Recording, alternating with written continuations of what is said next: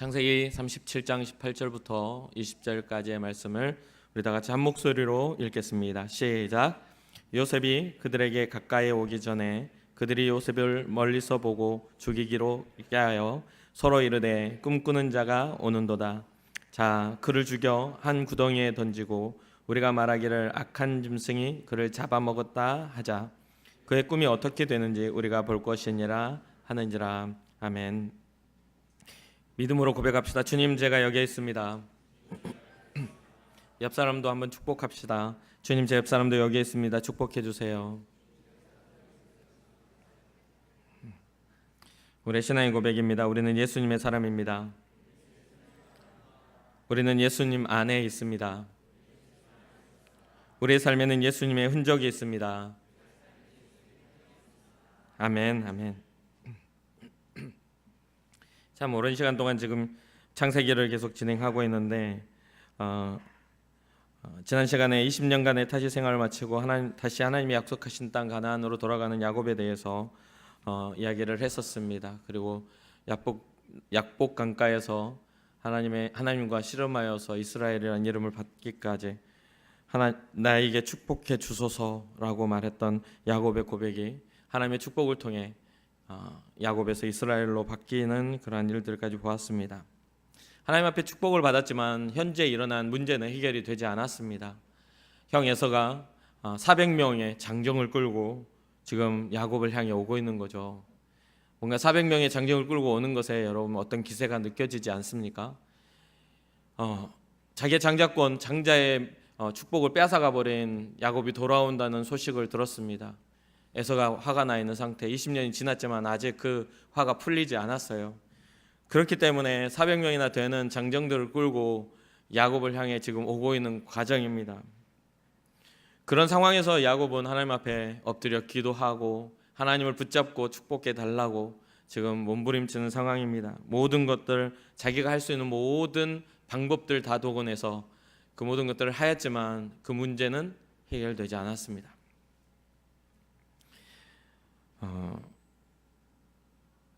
그런데 그 야곱의 그 모습을 볼 때에 에서가 다 와서 보니까 야곱이 환도표가 부러져서 절룩거리면서 자기를 보자마자 7번이나 엎드려 절하면서 자기에게 오는 겁니다. 굉장히 하나님의 축복을 받고 내 장자권을 뺏어가고 정말 저 죽일 놈 생각했는데 막상 보니 야곱의 모습이 에서가 봤을 때 그닥 그렇게 축복받은 자의 모습이 아닌 거죠. 사실 사람이 화가 나면 어떤 상황이나 어떤 조건에 의해서 잘 풀리기도 하지만 그런 조건이 잘 풀지 못할 때도 많습니다. 그 사람이 비루해 보면 그럴 줄 알았다 더 괴롭히는 게 사람 심리이기도 하기 때문에요. 그거는 누구나 그렇죠. 여러분도 저도 마찬가지입니다. 아마 에서도 그랬을 거예요. 그러나 그것을 주관하시는 하나님의 역사가 있었기에 동생의 모습을 볼 때 마음이 풀어져 둘이 부둥켜 안고 엉엉 우는 모습을 보게 됩니다. 하나님 앞에서 그런 위기를 극복한 야곱이 정말 잘 살면 얼마나 좋겠습니까? 야곱의 삶이 형통하고 야곱의 삶이 걱정이 없었으면 얼마나 좋겠어요. 이 야곱의 사건이 야곱이 그 가장 위협적이었던 형의 사건이 지난 후에 바로 그 다음 장에 보면 34장에 야곱의 딸 디나의 사건이 나와요. 다른 족장의 아들에게 강간을 당해버린 자기의 딸의 이야기가 나오면서 그것을 또 자기 아들들이 어떻게 보복했는지에 대한 이야기들을 막 나오는 거죠. 그런 이후에 야곱이 형을 피해 도망했을 때에 하나님을 만났던 베델로 다시 올라가 제단을 쌓으라는 하나님의 음성이 들려집니다. 그래서 그 지시하심을 따라 베델로 올라가게 되는데 온 집안 사람들 다 데리고 올라가요. 창세기 35장 3절에 환난 날에 내게 응답하시며 내가 가는 길에서 나와 함께 하신 하나님께 내가 거기서 제단을 쌓으려 하노라 하며 가족들에게 모든 가지고 있는 우상들을 다 버리고 또 몸에 가지고 있는 모든 우상의 흔적들을 다 정결하게 하라. 귀골이랑 여러 가지 일들 다 정결하게 하라 하고 그렇게 해서 자기의 모든 가족을 데리고 베델로 올라가 제단을 쌓습니다. 그리고 또 그런 일들로 인해서 쭉 생활하면서 사랑하는 라헬, 자기의 아내가 요셉 이후에 아이 베냐민, 베논이라고 죽으면서 했던 그 베냐민을 낳으면서 난산을 통해 죽고 말죠. 그리고 창세기 35장에 야곱의 12아들들, 35장 말미의 아들들의 이름을 12명의 아들의 이름을 나열을 합니다. 35장 23절부터 26절까지 레아의 아들들은 야곱의 장자 르우벤과 그 다음 시므온과 레위와 유다와 이사갈과 스불론이요, 라헬의 아들들은 요셉과 베냐민이며 라헬의 여종 비라의 아들들은 단과 납달리요, 레아의 여종 실바의 아들들은 갓과 아셀이니 하면서 12명의 아들들에 대해서 이야기를 해요. 이스라엘 민족은 12지파입니다. 12지파의 조상들이 되는 이름이 바로 이 이름들이죠. 그러면서 이제 쭉 그 사건이 진행되다가 37장에 도달합니다.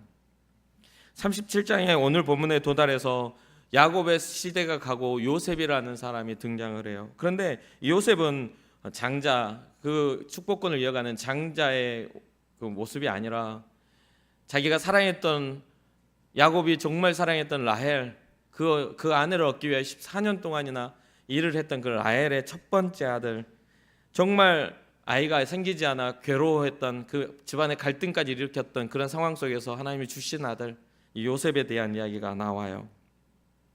이 요셉에 대한 이야기는 창세기의 37장부터 시작해서 50장, 창세기 50장이 마지막 장인데 마지막 장까지 요셉의 죽음까지 기록을 하고 있는 걸 보게 돼요. 이 창세기 37장 요셉의 등장은 요셉의 나이가 17살이 되었을 때 처음 등장합니다. 여기에서 우리가 이 37장을 보기 전에, 또 여기에 우리가 서로 나누기 전에 이 37장에 나타난 요셉과 또한 야곱과, 아버지 야곱과 요셉과 또 형들의 그런 것들을 좀 이해하고 넘어가야 돼요.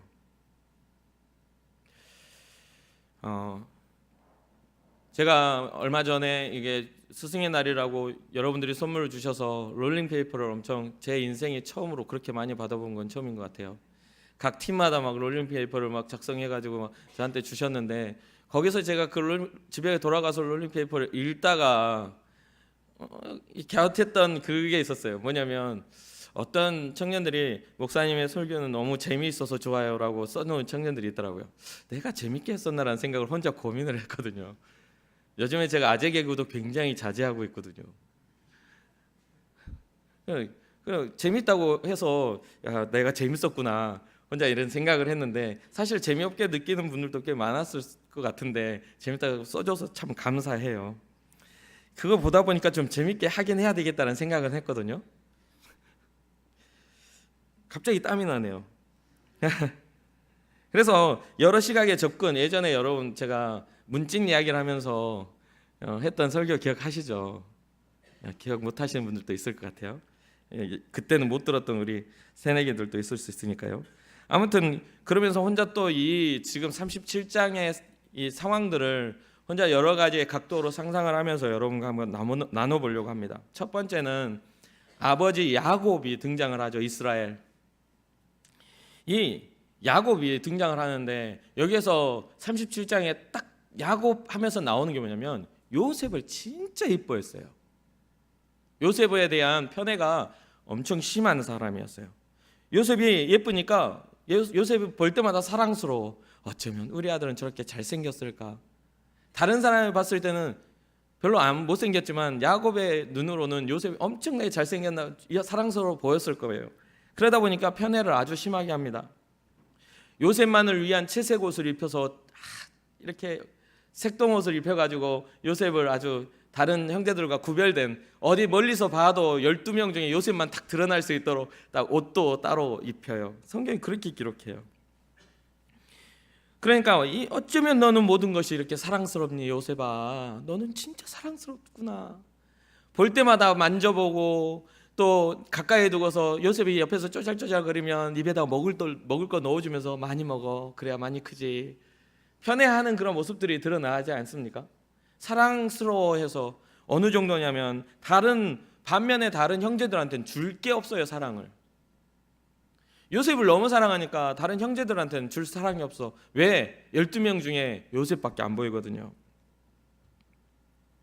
그런데 게다가 요셉이 하는 말을 들어보니, 성경에 보면 요셉이 하는 말 들어보니 다른 형들, 그러니까 라헬의 종과 빌하와 그리고 그 레아의 종, 그 사이에서 태어난 아들들하고 같이 있다가 형들이 있는데, 나중에 태어났으니까 그 형들이 있다 보니 이 형들이 나쁜 짓을 하거든요.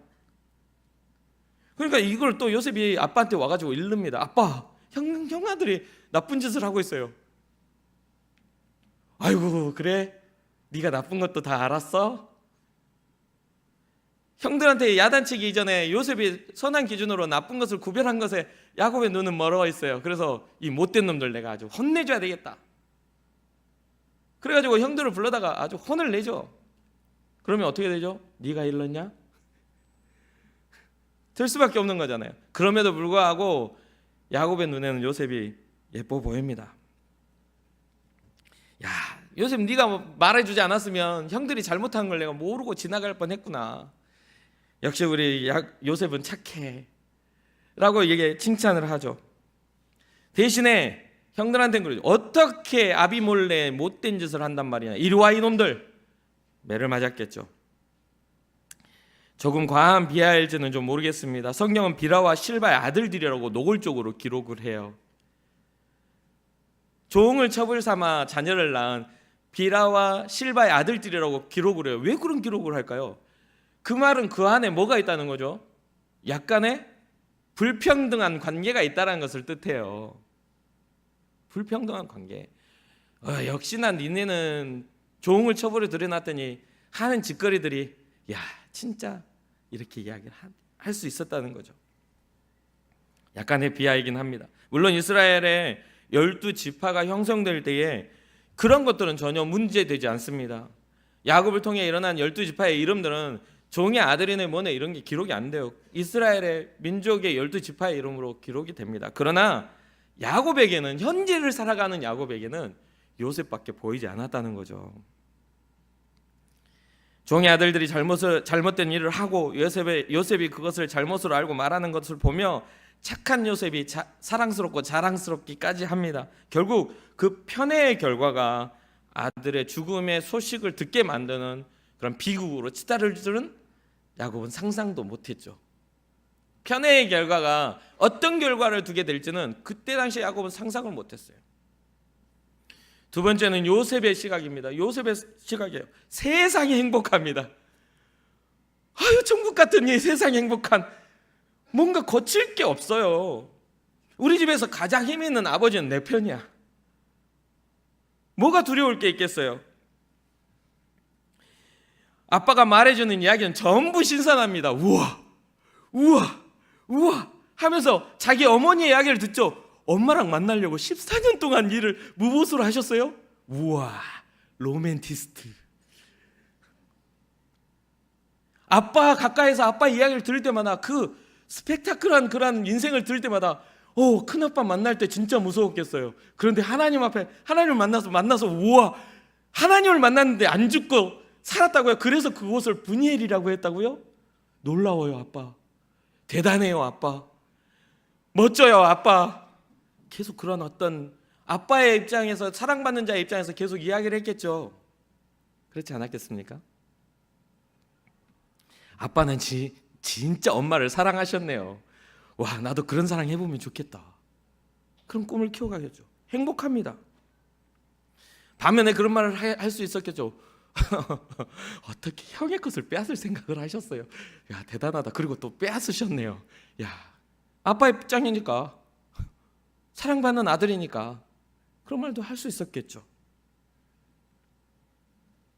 그러면서 그런 말을 했겠죠. 큰아빠도 진짜 화나셨겠다고. 우와, 그런데 도망가다가 또 하나님을 만나셨어요? 하늘에서 사다리가 내려와서 천사들이 오르락 내리락 했다고요? 거기서 하나님이 축복하셨다고요? 대단하다.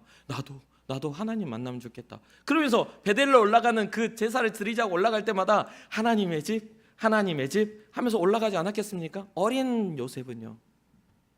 여러분 어떻게 생각해요? 너무 무리한 상상인가요? 그렇지 않죠. 사랑받은 자의 입장에서는 모든 게 아름다워요. 모든 중심의 세상의 중심이 자기에게 있죠. 그러면서 그렇겠죠. 아빠 나중에 또 베델에 올라가서 제사 드리실 거죠? 그땐 나도 좀 적극적으로, 그런 말도 할 수 있겠어요. 그러면서 여기에서 끝나는 게 아니에요. 아빠 형들이 나쁜 짓 해요. 엄청 얄미운 캐릭터로 변신을 합니다.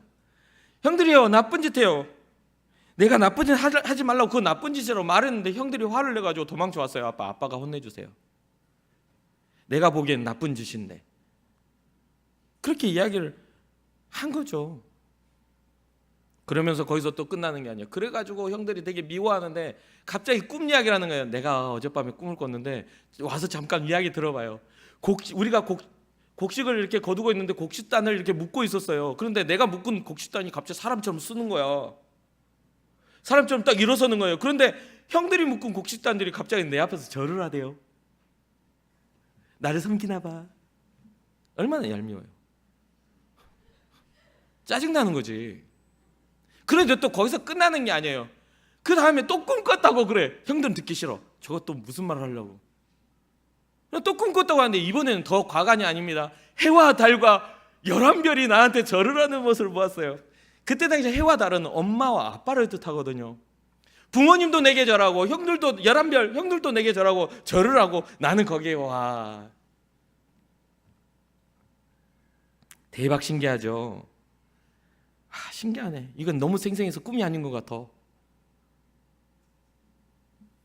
성경에 지금 37장은 이걸 기록하고 있는 거예요. 그런데 이제 형들의 시각을 한번 봐봅시다. 얄밉습니다. 여러분 얄미운 사람들 혹시 있으셔 보셨어요? 저 사람 보기만 해도 정말 짜증이 나는 사람. 웃는 분들은 있었군요. 꽤 많은 분들이 웃는 걸 보니까 대부분 다 한 명씩은 가지고 있을 것 같아요. 얄미웠어요. 보기만 해도 진짜 짜증이 막 올라와.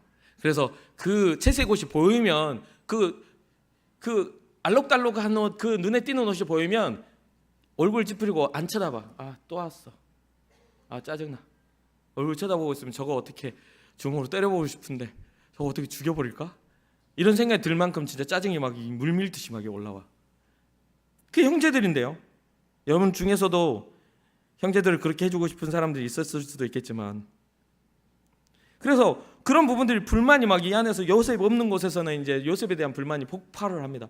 와, 저거 진짜 어떻게 저렇게 얄미울 수가 있지? 짜증나 죽겠다.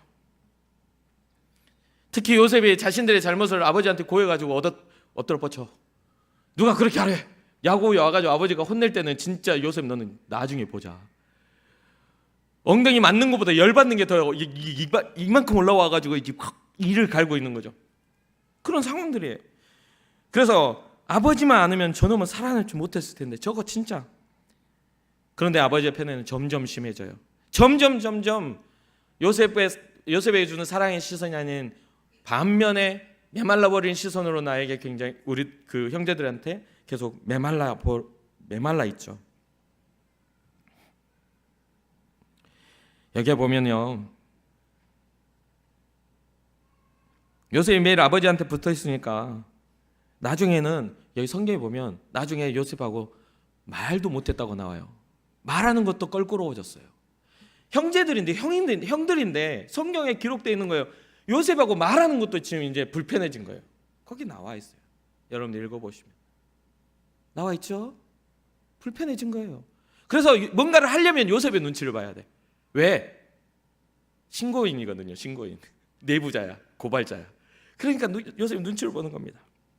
그런데 여기에서 끝나는 게 아니라 점점 더 악화가 되면서 어떤 생각까지 가냐면요, 기회를 엿보게 된 겁니다. 기회만 생겨봐라. 내가 가만두지 않겠다. 기회만 생겨라. 내가 너를 죽여버리겠다. 악한 마음들이 점점 커져가요.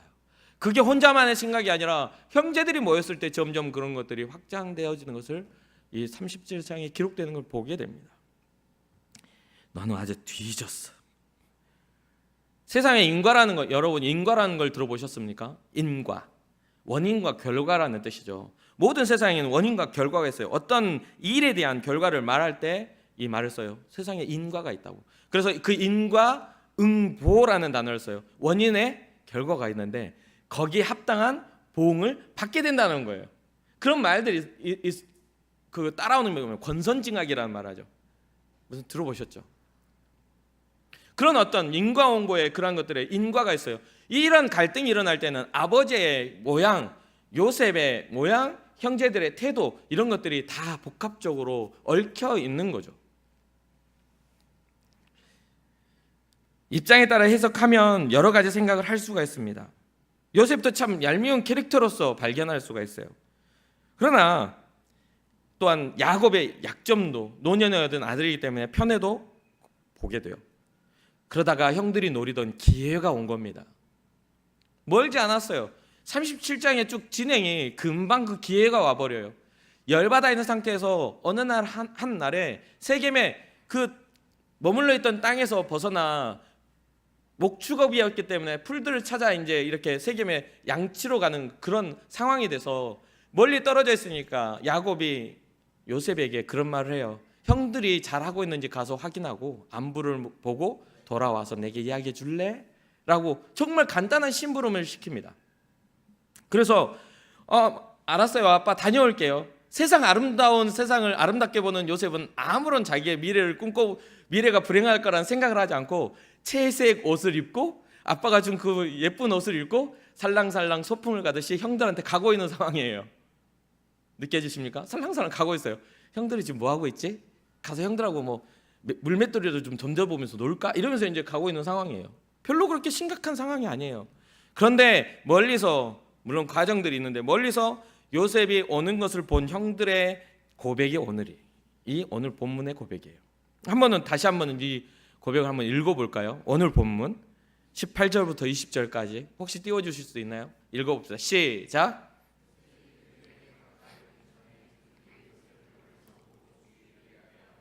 서로 이르되 꿈꾸는 자가 오는도다. 자 그를 죽여 한 구덩이에 던지고 우리가 말하기를 악한 짐승이 그를 잡아먹었다 하자.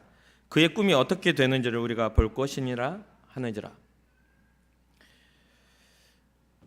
어떤 결과가 일어나나요? 멀리서 오는 형들이 요셉의 모습을 보고 형들이 죽이기를 작당하는 혼자의 어떤 계획이 아닌 형들의 무리의 계획으로 얼마만큼 얄밉게 보고 미움을 받았으면 무리의 계획으로 동생을 죽이겠다라는 거예요. 동생을 죽이겠다. 누군가가 여러분 우리가 선한 것에 대해서 우리가 잘 살려고 하는 것들에 대해서 꿈꾸고 비전을 품을 때 누군가가 무리를 이루어 우리를 죽이겠다 작당한다면 얼마나 무서운 일이겠냐 이 말이에요. 그렇잖아요. 무서운 일이에요. 그런데 이미 그런 일들이 일어났어요. 그런 일이 일어나서 극단적인 선택을 해버립니다. 여기에는 아까도 말했지만 형들이 악함만 있는 게 아니라 그 악하게끔 만들어지는 모든 과정들이 있어요. 환경들이 있어요. 관계들이 있어요. 그럼에도 불구하고 성경은 이것을 기록하면서 무엇을 말하려고 하냐는 거죠. 무엇을 말하려고 하는가? 이후에 요셉이 그런 어려운 위기들 가운데 결국에는 미디안 상인들을 통해 가지고 이집트의 종으로 팔려갑니다. 그래서 이집트의 시위대장 보디발의 집에서 종으로 종살이를 하게 되고 또 거기에서 어떤 사건을 겪으면서 또 감옥에 가게 되고 그런 어떤 상황들이 일어나요. 그런데 여기에서 완료된 이미 요셉의 사건을 처음부터 끝까지 알고 있는 우리에게는 여기서 말하는 꿈꾸는 자가 오는도다 라고 이렇게 말하는 것을 많은 설교가들 그래요. 우리도 꿈을 꾸는 자가 돼야 된다고 그런 이야기를 하면서 우리도 꿈을 꾸는 자가 돼야 꿈꾸는 자가 오는도다 하면서 형들이 이야기한 것을 굉장히 긍정적으로 해석해버리는 경우들이 꽤 많더라고요. 그러면서 꿈의 사람 요셉 들어보셨잖아요. 그죠? 그런데요 좀 더 봐봐요. 이거는 꿈꾼 자가 오는도다라는 이 말은요 형들의 말은 절대 좋은 의미가 아니에요. 비아냥거림이에요. 네가 한번 그래 우리가 너 팔아넘겨 너 죽일 건데 네 꿈이 이루어지나 못 이루어지나 한번 볼까? 한번 봐보자. 이 진짜 악에 바친 그런 말이라는 거죠. 꿈꾸는 자가 오는도다가.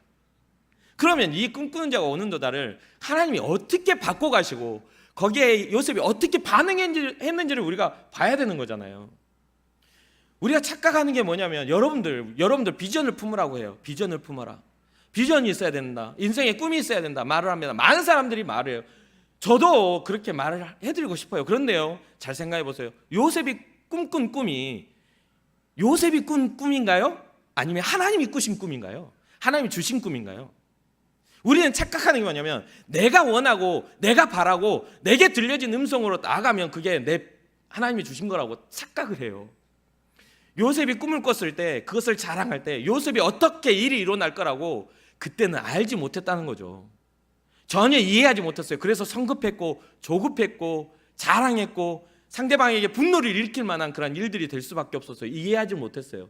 자기에게 형들이 자기를 죽이려고 작정할 거라는 그런 세상을 꿈꾸지 못하는, 세상 아름다워 보니까 그냥 하는 말에 불과한 꿈에 불과했어요. 그 일들이 이루어지게 만드는 것은 하나님의 계획이었지 요셉의 꿈이 아니었다는 거죠. 여러분들이 꿈을 꾸고 여러분들이 가는 그것을 선택했을 때 요셉처럼 누군가 여러분을 죽이려고 하는 그런 꿈을 여러분 꾸실 수 있어요? 가능해요 그게? 당장에 꿈꾼 지 얼마 안 돼서 그게 얄밉고 지금 분해가지고 여러분들이 하나님 앞에 나는 이렇게 살아가야 되겠다고 막 꿈을 꾸는데 이미 그런 꿈을 꾸면 너는 이 회사에서 퇴사. 쉽지 않은 이야기예요. 뭔가 내가 의지를 가지고 할 때 고난이 계획되어 있다면, 이미 그것이 보여지는 것이라면 쉽냐 이 말이에요. 아니에요. 여기서는 제가 봤을 때는 요셉은 그걸 이해하지 못했어요. 나중에 시간이 흐르고 그것이 성취되어지기까지 요셉의 삶의 태도가 왜 하나님이 요셉에게 그러한 복을 주셨는지를 알게 만드는 태도가 있었다는 거죠. 거기에 집중해야 돼요. 어떤 꿈을 꾸느냐가 아니라 하나님이 나에게 비전을 주셨느냐, 하나님의 꿈이 내게 있느냐의 부분이잖아요. 당장에 보여지는 어려움과 괴로움이라 할지라도 하나님이 온전하게 이루실 것을 바라보며 나아갈 수 있느냐의 부분이죠. 죽이자고 말한 거기에도 하나님의 개입이 있습니다. 이미 죽이자고 해서 구덩이에 쳐놓고 피 묻은 옷을 가져 아버지한테 주면 어떻게 알겠냐. 맹수가 와서 죽이고 남은 건 옷밖에 없다라고 말하면 누가 어떻게 알겠냐라고 했을 때 장자 루벤은 양심에 찔림이 있어서 저를 죽이면 안 된다 해가지고 구덩이에, 물이 없는 구덩이에 요셉을 넣죠. 그리고 잠시 루벤이 다른 곳에 가는 동안에 미디안 상인이 지나가는 걸 보며 유다가 그런 말을 해요. 이 아이 우리는 혈육이 아니냐, 우리 형제가 아니냐, 죽이는 걸 마땅하지 않겠다. 차라리 돈을 주고 팔자. 저 상인들한테 팔자. 그게 얼마나 차이가 있는지는 잘 모르겠지만 아무튼 유다가 그런 말을 해서 미디안 상인들, 여기서 보면 이스마엘 상인이라고 나오기도 하고 나중에 미디안 상인이라고 이야기를 합니다. 미디안 상인들에게 그걸 팔아요. 그래서 결국 요셉이 이집트로 팔려가는 상황이 되죠. 애굽으로 팔려가게 되죠. 제가 여러분들에게 말씀드리고 싶은 것은 무엇이냐면요, 꿈꾸게 하시는 하나님을 만나라는 거예요. 여러분들이 원하는 삶의 꿈을 꾸려고 하나님을 부르짖지 말고, 여러분들이 뭔가 성공과 평안과 뭔가 인생에 있어서 뭔가 그럴싸하게 보여주는 것들의 마지막 결과를 바라보며 꿈꾸는 그런 꿈이 아니라 하나님께서 고난이라도 끝까지 나아갈 수 있을 만한 하나님의 꿈이 내게 임할 수 있도록 기도해야 된다는 거예요. 그 선택이 눈에 보이는 어떤 것이 아니라 할지라도 요셉의 상황 속에서 하나님께서 이루어 가실 모든 것들이 계획되어졌잖아요. 7년 내 흉년과 7년의 풍년과 흉년이 계획되어져 있었잖아요. 그렇죠. 그런 부분들이 하나님의 어떤 이 세상을 이끌어가는 계획 속에 쓰임을 받을 만한 사람으로 나를 지목하셔서 고난과 괴로움을 준다 할지라도 마음을 지키고 생각을 지키고 하나님을 향한 정직함을 지킬 수 있는 그런 사람이 내가 되었느냐의 부분을 꿈꿔야 된다는 거죠.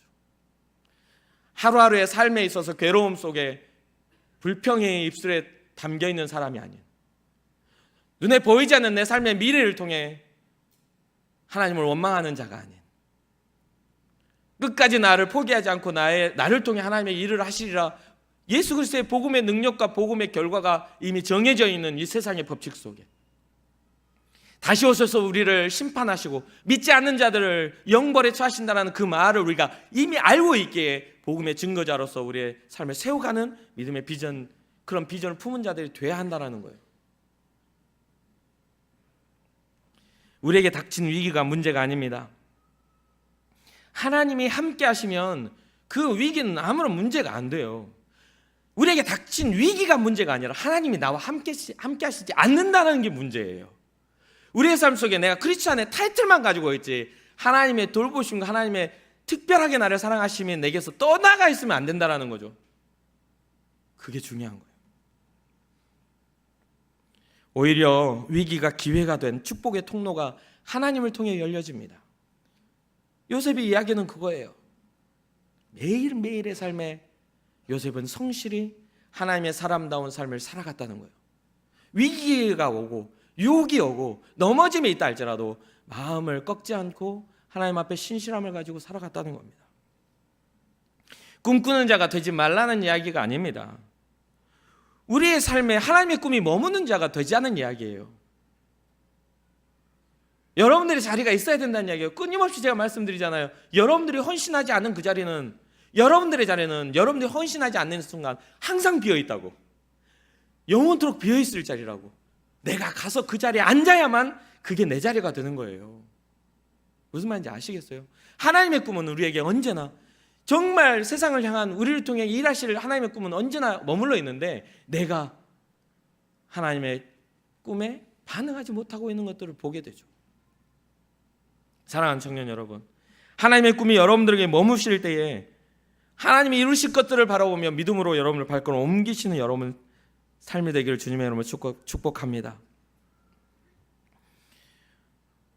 결국 이르실 하나님을 우리가 경험해요. 그러면 우리의 모습을 어떻게 해야 되는가? 좀 구체적으로 성경을 통해 한번 바라봤으면 좋겠어요. 하나님이 이루실 것이니까 그럼 난 방관자로 살아야 됩니까? 그럼 마음대로 해도 돼요? 절대로 그런 게 아니에요. 하나님은 우리의 삶을 보시고 우리의 과정을 보시고 우리가 무엇을 향하여 나아갔는지를 보시는 분이란 말이에요. 마음을 감찰하시는 이가 생각을 하신다고 했는데 우리가 어떤 마음을 가지고 살아가는지도 알고 계시는 그분이잖아요. 그래서 잠언 16장 9절에 이런 말을 해요. 사람이 마음으로 자기의 길을 계획할지라도 그 걸음을 인도하시는 여호와시니라. 잘 알고 있는 말씀이잖아요. 잠언 16장 17절에는 이렇게 기록해요. 악을 떠나는 것은 정직한 사람의 대로이니 자기의 길을 지키는 자는 자기의 영혼을 보존하느니라. 믿는 자의 삶은요, 악을 떠나는 거예요. 우리의 영혼을 지키는 방법이라는 거죠.